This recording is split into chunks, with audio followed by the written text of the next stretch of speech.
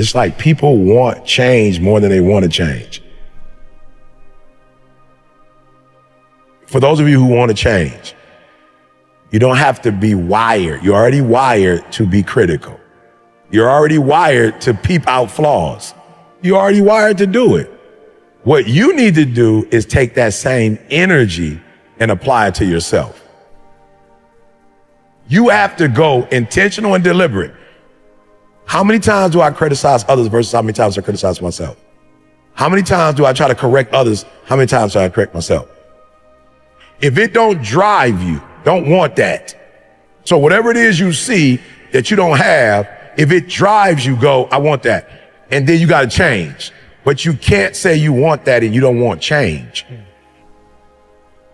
Anytime you want anything you don't have, you have to do something to get that, because if you were the person that could have it, you'd already have it. Right. You'd have it already. You don't have it. And so you want it. So you have to become something different. You didn't have that, but you went after it. Be clear. What do you want? What do you want specifically? Like, you need to be clear on what you want. And I was willing to go through whatever I had to go through to get what I wanted. I knew what I had. That's not what I wanted. It doesn't matter how I'm living right now, because how I'm going to live. And so it's difficult for you because you don't have no clarity. You're going to figure out who you are, why you tick, what you do. And then you're going to be able to take who you are and what you do and make money. I want you to be brave enough when something's not working. Do it right. You can't keep doing what you were doing before because you're losing. But if you can't implement the necessary changes in your life, you won't be able to improve yourself or your situation. If you want to change your situation, you got to get in new information. I just knew what I wanted. I knew what I wanted. I was clear on it. I was talking to my son, right? And I'm at a point with my son in terms of who he is as a person, where I'm like, all right, I'm getting to the point where I'm like, okay, I'm proud of you, son. Now, y'all got to understand something. My mother grew up with 14 kids in a 3-bedroom house, right? One bathroom, south side of Chicago, 43rd. Watch. So the way my mom dealt with us, it was a lot. When I look at how other people raise their kids, my mom raised us a lot harsher than how I saw the average kids. As a matter of fact, when I grew up, people used to dog my mother out and try to pit me against my mom because they was like, this is unbelievable. But being an adult, I realize now, because we had 3 generations of families that did not win, my mom was making sure that she pushed me so that I could win, right? So what do I mean by that? What I mean by that was, you know how most parents, when their kids are born, I don't care what they look like, they're the cutest person in the whole wide world.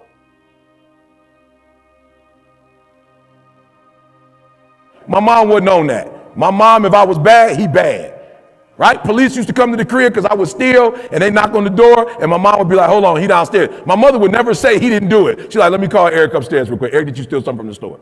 Teacher called the house. Eric was acting a fool in class. My mother never went, not my son. My mom was like, I know you was acting a fool. Please tell me what you did before we go up to the school. Right? So I deal with my son the same way, right? So I don't make myself proud of him for like doing stuff that really just not should be proud worthy, but we just gonna make something up like, I'm proud of you, son. I don't do that. Like, for real, you got to really do something for me to be like, I'm really proud of that, son. Why? Because I feel like if he was to be, let's just say he was going to be living in my house for the rest of his life, I would treat him differently. I would, but he got to go in the real world. So when he go in the real world, I don't want him to think that stuff that we congratulate, when he go in the real world, they're not congratulating. He like, what's going on? There's nothing going on, son. It's just the real world. You're not their son, so they're not going to clap for every single thing you do. So we're not going to make it look like the stuff that you do that you just should be doing on your own. We're not going to look like that's A-worthy. It's not. So I've been proud of my man the last couple of months. I'm like, yo, for real, I see it. Like, I see you are starting to, you know what I'm saying? Like, you starting to get this thing, boy, and I'm proud of you. I see where you're going with this. So we had a conversation recently because I see he on the way. And so I'm like, okay, I see you in a serious relationship. You young, you're in a serious relationship. I see you serious. I see you trying to make money. He'll call me, Dad, I need to do this. I'm like, I got you, right? So I got to help you all out. So my first challenge is that we go to school for all these years and they never really show us the importance of dreaming, right? I look at school and I'm like, yo, the way school is designed is it's designing you to be prepared to work for somebody else. And I'm not even upset with that, but there's little of you that you get, right? Y'all got to work with me because this is deep. right? So I said to my son, son, I got to ask you a question, like, and I'm being serious. I said, do you believe you created yourself? He was like, what? I was like, do you believe you created yourself? He said, no. I said, do you believe there's a creator? He said, of course I do. I said, no, don't do that. Don't do the dad thing, because you know who I am, and you know, like, I'm about that life. Like, don't answer like, I'm asking you for real, for real. You don't owe me nothing. This is you. Do you believe that there's something out here that's bigger than you? He said, of course I do, Dad.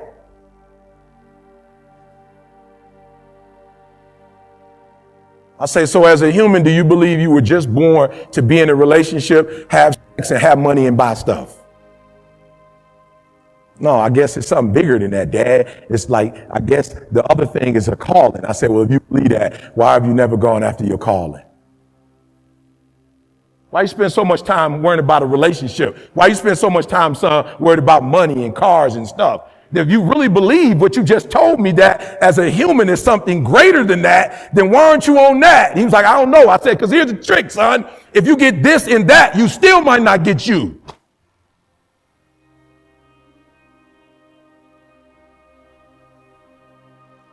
So I don't need you focusing on cars and money and stuff. You're going to get that.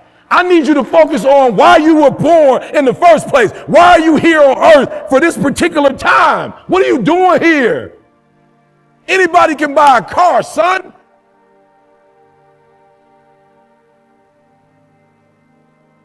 Your DNA is in your dream.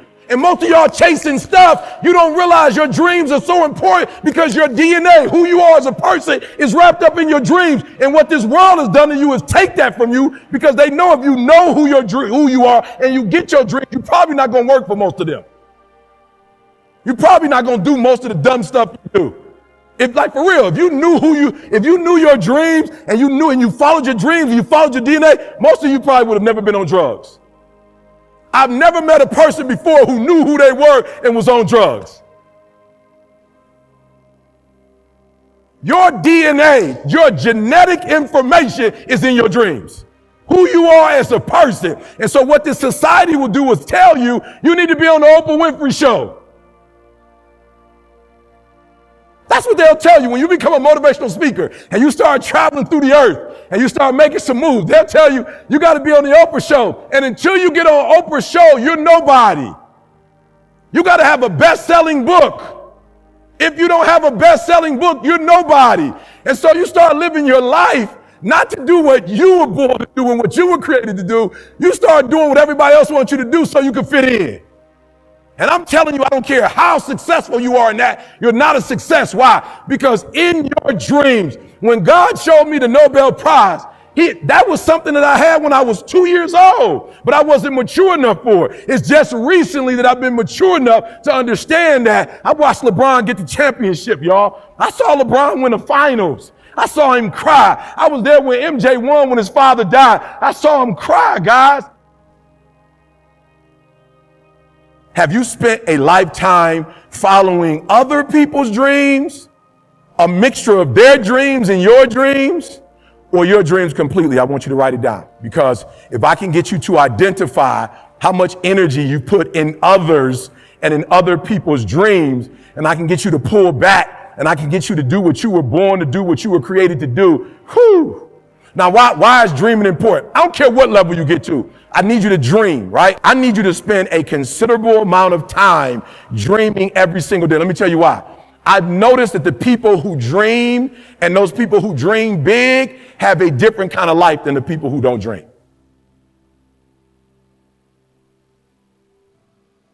So if you were here and you're like, I'm scared, whatever you do this for me.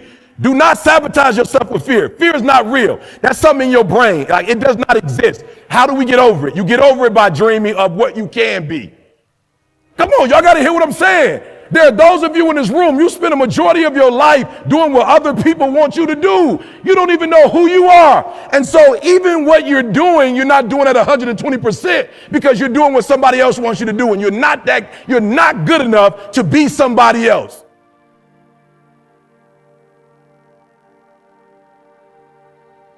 So I need you to be selfish on the first tier, and that's dreaming. I need you to be real selfish, because you can't help anybody else. you can't do for anybody else if you hurt. And the reason why my messages keep getting stronger and stronger is because I'm not at school, I'm healing. Every year I'm healing, I'm cleansing, I'm becoming a better human. And so as I become a better human and I have less junk to deal with, and I've been through some stuff. You think it's cute when I tell you I was homeless. You think it's cute when I tell you my father wasn't in my life. You think it's cute. My mom just wrote her book, and my mom told me to my face, son, I hated your guts for months, for years, because of that book. I'm like, Mom, what do you mean? Like, I didn't say nothing about our family. You told the world that I got pregnant with you when I was 17. I didn't want nobody to know. Imagine growing up in a house where your mother has set up a lie and changed your last name and giving you a life that's not really a real, it's fake, it's not real. And my mom is 60-something, she just let go. So I need y'all to do me a favor. I need you to be selfish on the dream piece. Because what you have to understand is when you know who you are and you start operating in that, you're going to start blessing people in a way you couldn't bless people before when you didn't really know who you were.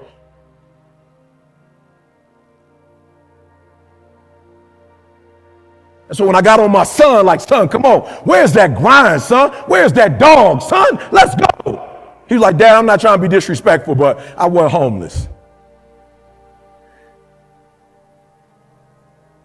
I'm not trying to be disrespectful, I wasn't homeless. You was homeless, I wasn't homeless. You actually took some of the dog. I'm not trying to be funny, so I'm not saying I was wrong in giving my kids something that we didn't have, but I was wrong because I didn't teach them that dog. So I just thought that they would just grow up in this big, beautiful neighborhood and go all these places and meet all these people. And the dog is just like something you automatically get. The dog came from what I went through. That the dog didn't come from school. The dog didn't come from getting a PhD. The dog didn't come from getting these big checks. That's not where the dog came from. So our children are watching all this success and we wonder why the millennial generation, nobody ever told them to dream. Nobody ever told them that DNA is in their dream. We told them that their DNA is in their money.